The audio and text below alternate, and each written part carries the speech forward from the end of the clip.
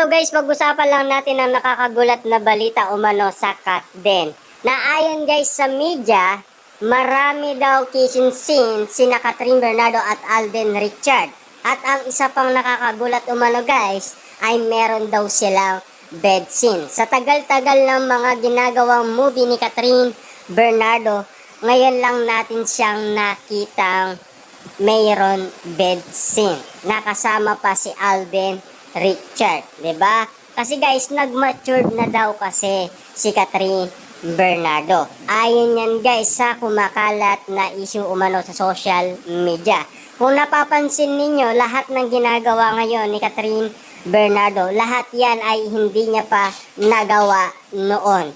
Dahil teenager pa siya, 'di ba? Pero ngayon daw, matanda na.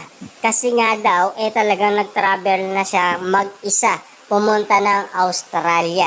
Kitang-kita naman natin guys, no, nakakagulat na balita umano.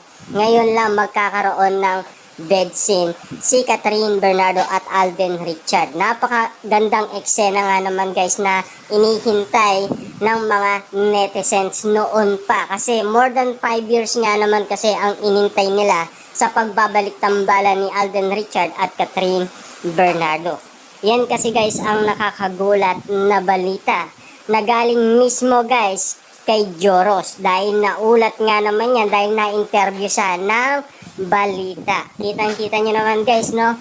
Marami ang naggulat at marami ang nagtaka dahil sa balitang yan.